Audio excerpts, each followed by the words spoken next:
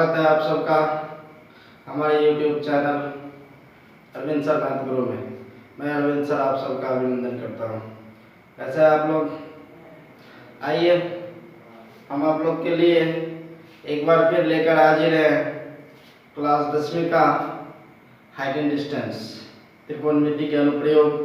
जैसा कि पिछले कक्षा में हम आपको बता चुके हैं त्रिकोणमिति के अनुप्रयोग के बारे में नहीं, और उसमें हम कुछ सवाल पर भी डिस्कशन किए थे, 2 क्वेश्चन पर।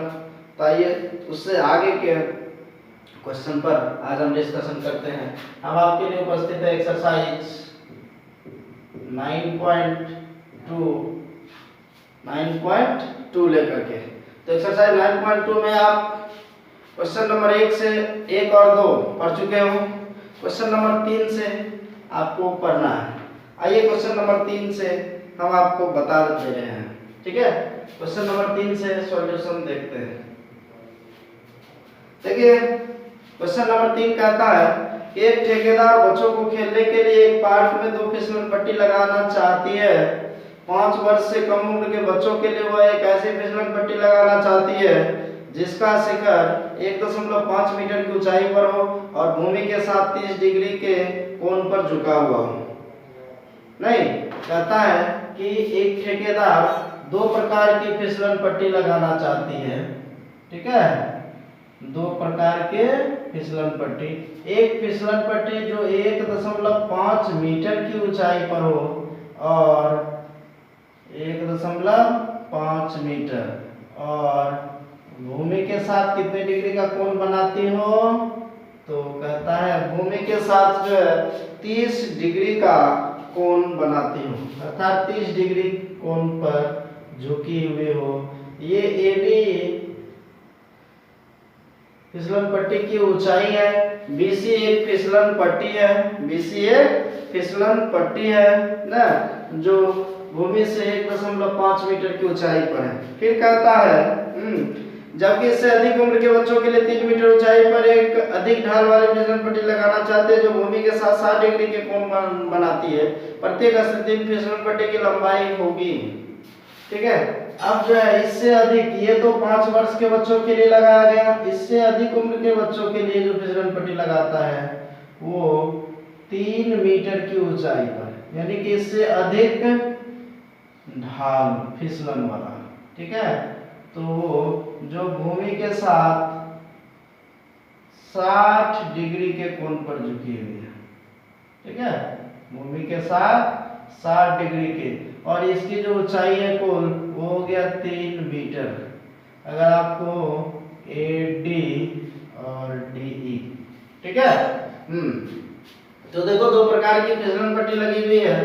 एक 5 वर्ष से कम उम्र के बच्चों के लिए BC फिसलन पट्टी है तथा 5 वर्ष से अधिक उम्र के बच्चों के लिए DE फिसलन पट्टी है।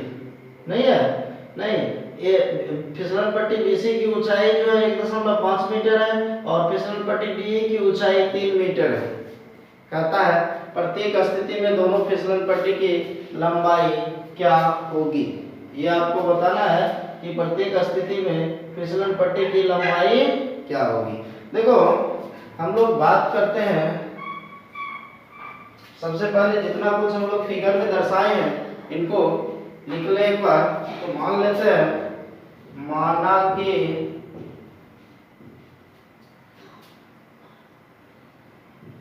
BC 5 वर्ष से कम उम्र के बच्चों के लिए लगाए गए फिसलन पट्टी की लंबाई है, फिसलन पट्टी की लंबाई है तथा DE 5 वर्ष से अधिक उम्र के बच्चों के लिए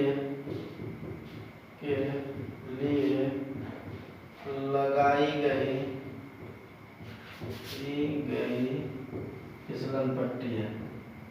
फिसलन पट्टी, ठीक है। फिसलन पट्टी बीसी की ऊंचाई AB तथा फिसलन पट्टी DE की ऊंचाई AD है ना।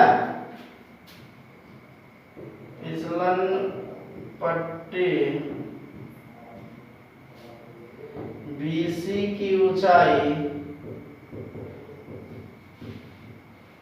AB तथा DE की ऊंचाई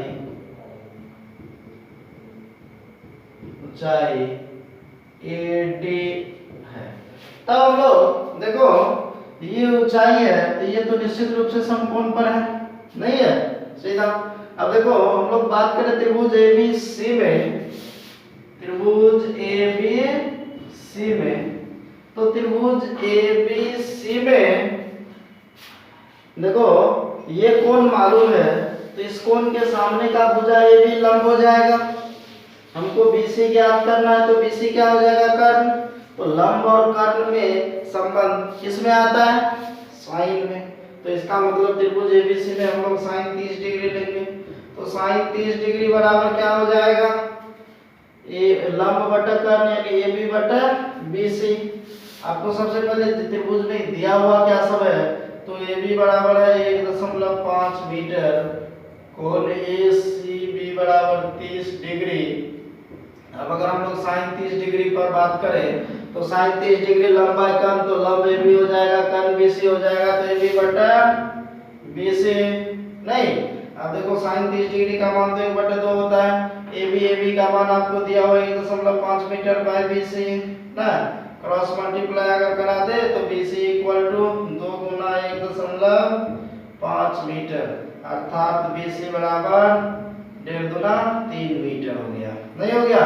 अर्थात पहले फिसलन पट्टी जो 5 वर्ष से कम उम्र के बच्चों के लिए लगाया गया है उसकी लंबाई कितनी हो गई, 3 मीटर।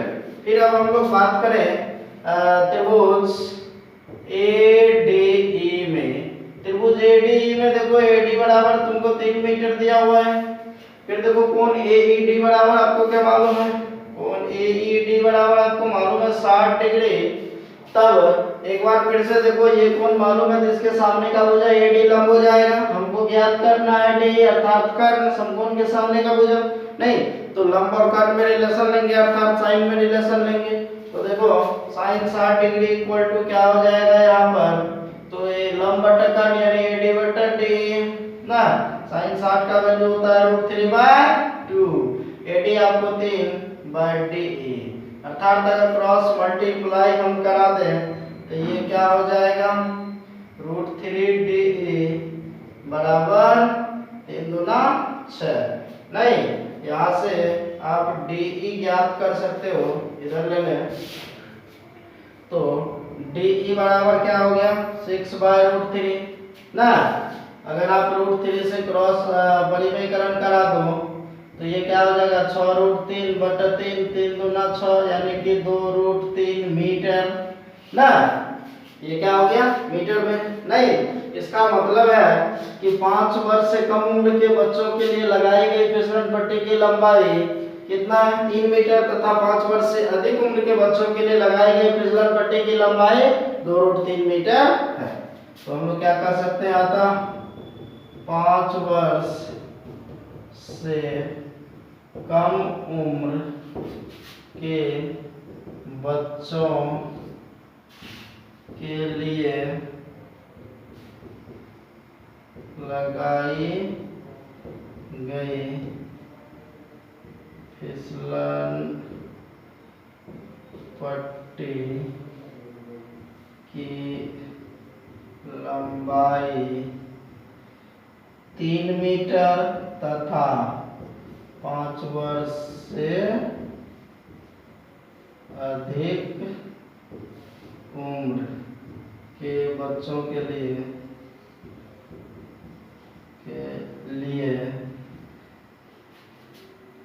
लगाई गई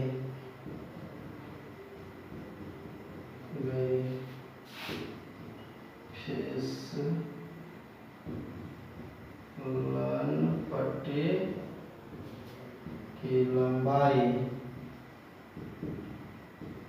2√3 मीटर है।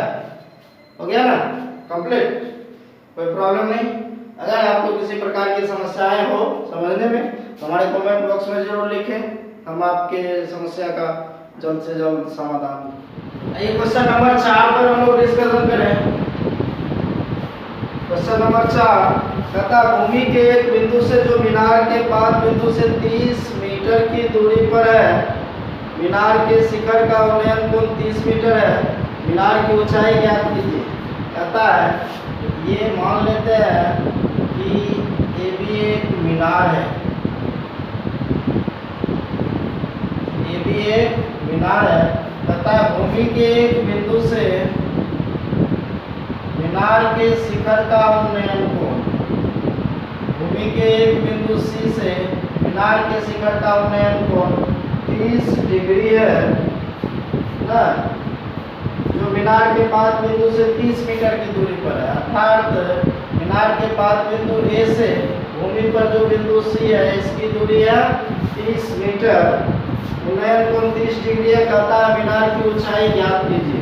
देखिए मान लिया हम लोग कि ये भी एक मीनार है, भूमि पर एक बिंदु सी है जो मीनार के पाद बिंदु से 30 मीटर की दूरी पर स्थित है, जहां से मीनार के शिखर का उन्नयन कोण 30 डिग्री है। ये क्वेश्चन क्या है, तब हमको ज्ञात करना है मीनार की ऊंचाई, अर्थात ये AB, ये समकोण त्रिभुज हो गया नहीं हो गया, क्योंकि मीनार हमेशा लंबवत होता है, समकोण पर खड़ा होगा। तो समकोण त्रिभुज में हमको लंब ज्ञात करना है। ये चूंकि 30 डिग्री के सामने का कोण है तो थीटा के सामने की भुजा को हम लोग लंब बोलते हैं, और आधार मालूम है क्योंकि ये समकोण के सामने की भुजा है तो कर्ण है, रेस्ट जो बच गया वो आधार है। तो हम लोग को आधार मालूम है, यानी कि मान लेते हैं हम लोग, माना कि AB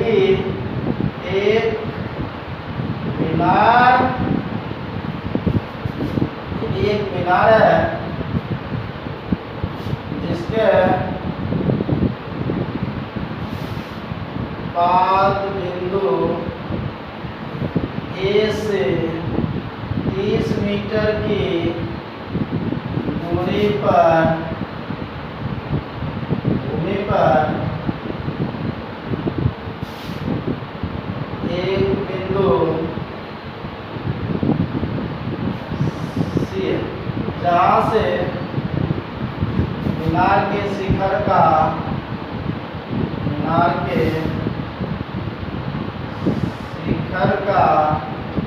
उन्नयन कोण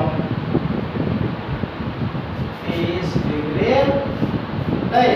तब हम लोग बात करें त्रिभुज ABC में, तो देखो ABC में AC बराबर हो गया 30 मीटर ना, कोण ACB बराबर हो गया 23 डिग्री। अब हमको लंब ज्ञात करना है, आधार मालूम है तो लंब और आधार में जो रिलेशन आता है वो tan थीटा में आता है और थीटा में आता है।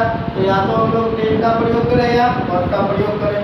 या अगर हम लोग tan का प्रयोग करते हैं तो tan 30 डिग्री, अब tan 30 डिग्री बराबर क्या होता है, लंब बटा आधार, तो लंब हो जाएगा AB, आधार हो जाएगा AC, तो AB बाय AC।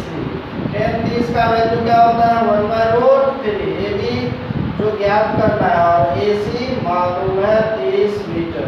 अगर क्रॉस मल्टीप्लाई करा दें नहीं तो यहाँ से √3 AB बराबर क्या हो जाएगा 30 मीटर, अर्थात AB बराबर क्या हो जाएगा 30 मीटर बाय √3। अगर इसका हम लोग परिवेकरण कर दे √3 बाय √3 तो ये क्या हो जाएगा AB बराबर 30√3 बाय 3, ये कैंसिल होगा 10, यानी कि AB बराबर हो जाएगा 10√3 मीटर।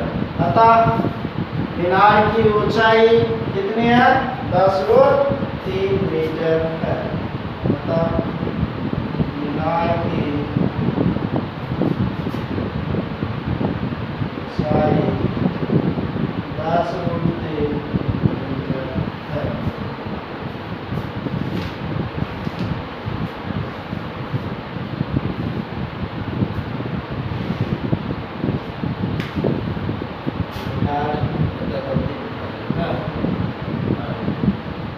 क्वेश्चन नंबर 5 पर हम लोग डिस्कस कर रहे हैं। क्वेश्चन नंबर 5 कहता है भूमि से 60 मीटर की ऊंचाई पर एक पतंग उड़ रही है। एक पतंग भूमि से 60 मीटर की ऊंचाई पर उड़ रही है।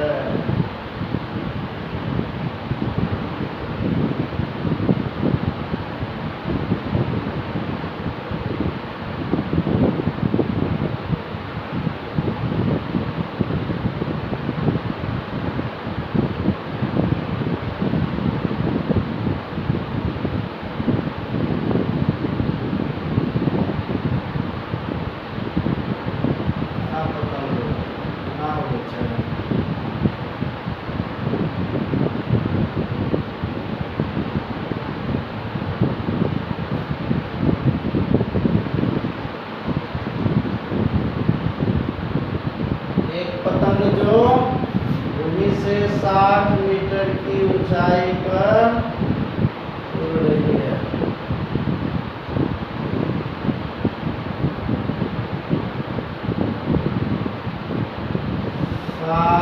मीटर की ऊंचाई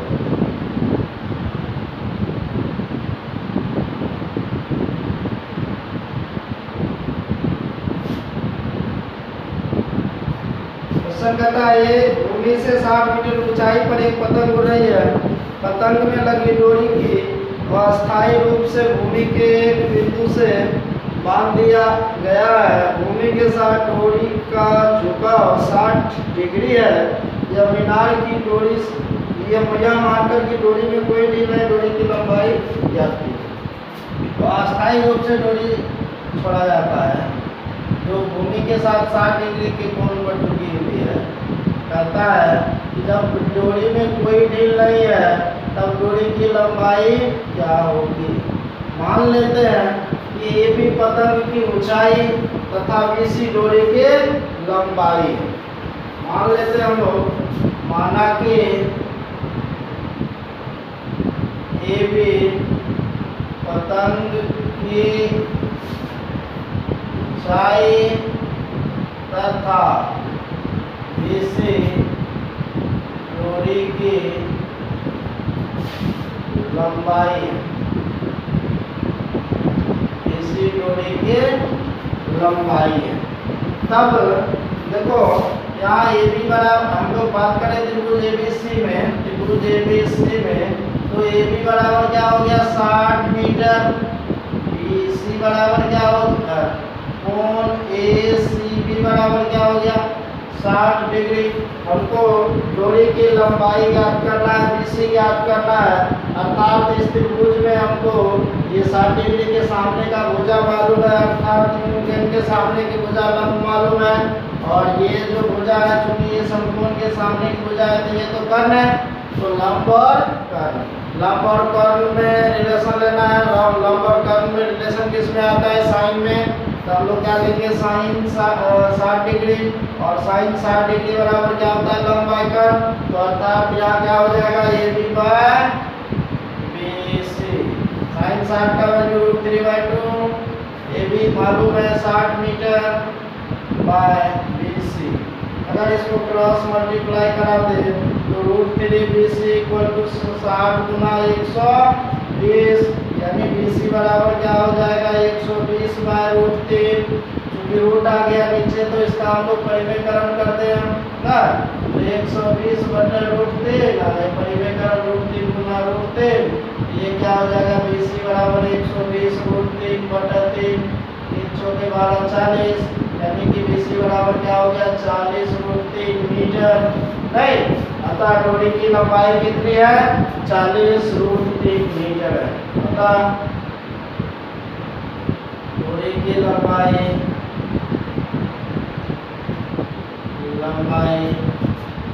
40 √3 मीटर। अब ये क्वेश्चन नंबर 6 पर हम लोग डिस्कस करते हैं। क्वेश्चन नंबर 6 कहता है 1.5 मीटर लंबा एक लड़का 30 मीटर ऊंचे भवन से कुछ दूरी पर खड़ा है। 30 मीटर ऊंचे भवन से, ये एक भवन है, भवन है। ये ए बी एक भवन है जिसकी लंबाई ऊंचाई 30 मीटर।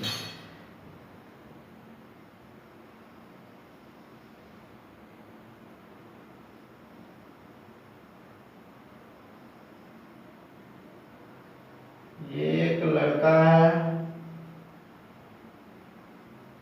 सी डी जिसकी ऊंचाई है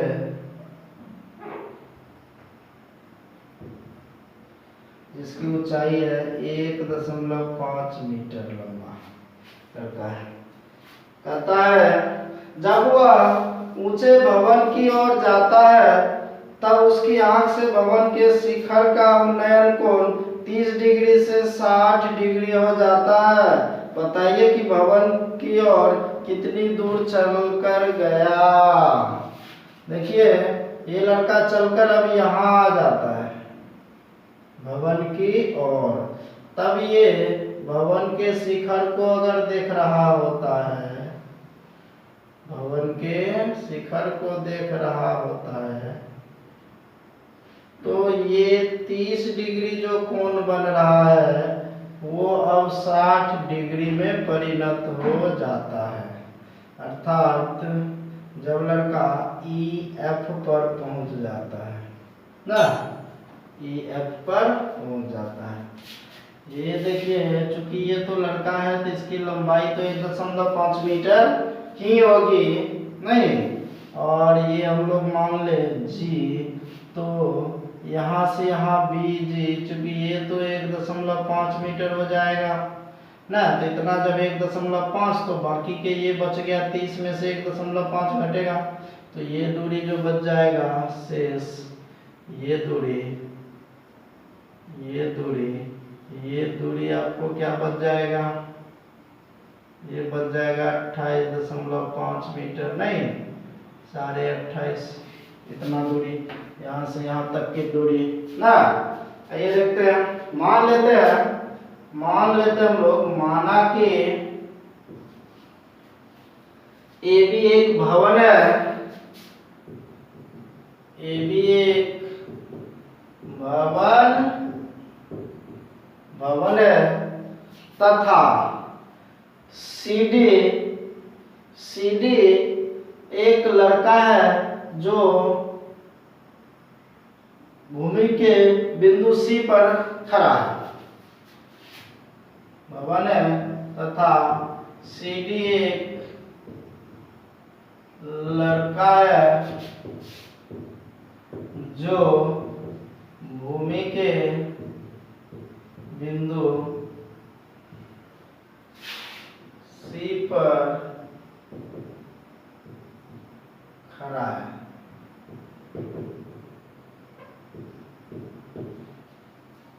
भूमि के एक बिंदु सी पर खड़ा है।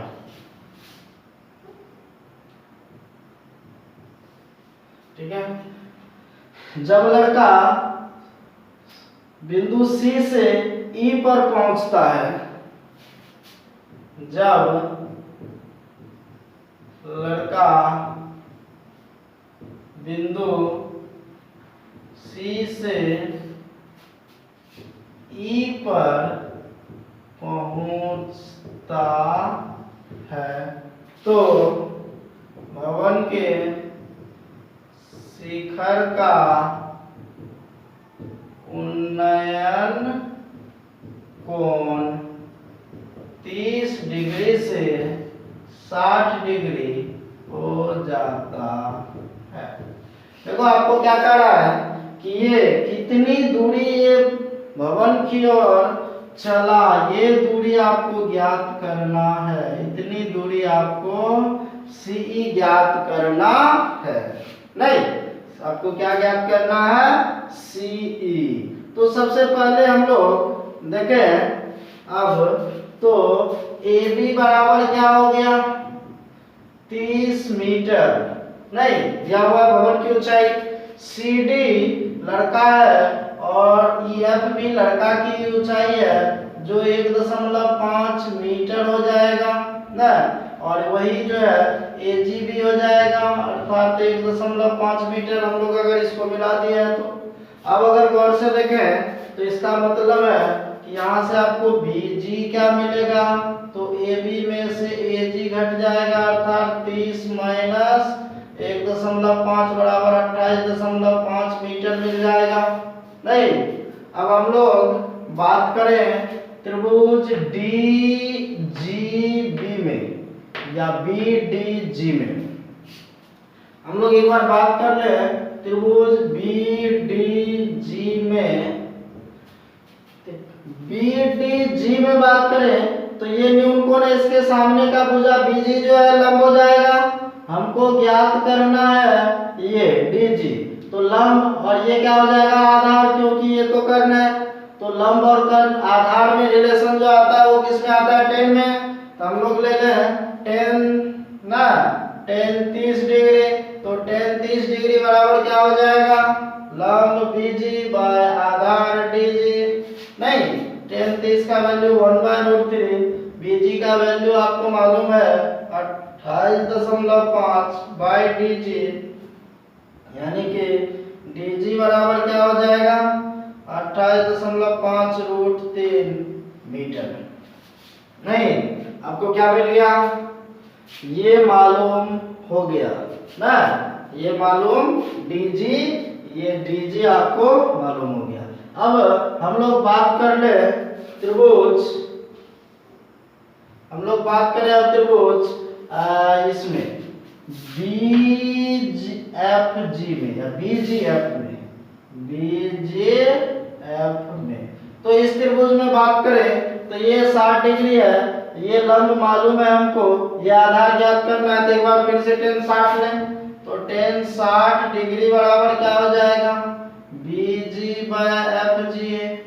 ये tan 60√3 होता है, BG आपको 28.5 है बाय FG। इसका मतलब है कि आप अगर FG यहाँ से ज्ञात करते हो तो 28.5/√3 मीटर हो जाएगा। नहीं हो जाएगा है, हमको FG मालूम हो गया।